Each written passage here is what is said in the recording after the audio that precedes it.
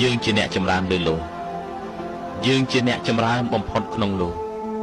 យើងជាអ្នកដ៏ខ្ពង់ខ្ពស់បំផុតក្នុងលោកជាតិនេះជាជាតិចុងក្រោយរបស់យើងហើយនេះក្តីទុកលែងមានទៀតហើយ5ថ្ងៃក្រោយមកមើលទៅបរិយាបន្ត្រាពិតជាអស្ចារ្យខ្លាំងណាស់ពិតមែនហើយមើលចុះពិតជាចម្លែកមែនតែអូមកដល់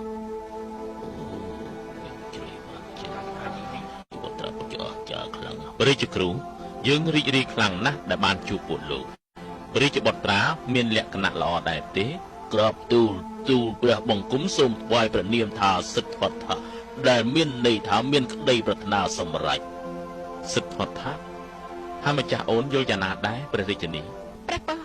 ជាព្រះនាមដែលពិរោះណាស់ចូលដាក់ព្រះនាមរបស់បាត់យើងថាសិទ្ធត្ថៈក្រាបទូលព្រះអង្គទូលបង្គំជឿជាក់ថាព្រះរាជបុត្រានឹងក្លាយជាព្រះរាជាដ៏អស្ចារ្យនៃចក្រវាឡក្រាបទូលតែយ៉ាងណាក៏ដោយយ៉ាងម៉េចបើសិនជាព្រះបុត្រាលះបង់ផ្លូវលោកព្រះអង្គនឹងយាងទៅសាងភ្នោះក្រាបទូលថាម៉េចគេជាព្រះបុត្រាហេតុអីក៏ត្រូវលះបង់ផ្លូវលោកដែលផ្ដាស់ខ្លាំងណាស់គេនឹងក្លាយទៅជាព្រះរាជាដ៏អស្ចារ្យទេតាអត់ទេក្រាបទូលព្រះបុត្រានឹងយាងទៅសាងភ្នោះយ៉ាងពិតប្រាកដហើយនឹងត្រាស់ជាព្រះពុទ្ធអង្គទៀតផងក្រាបទូលមើលកោដញ្ញា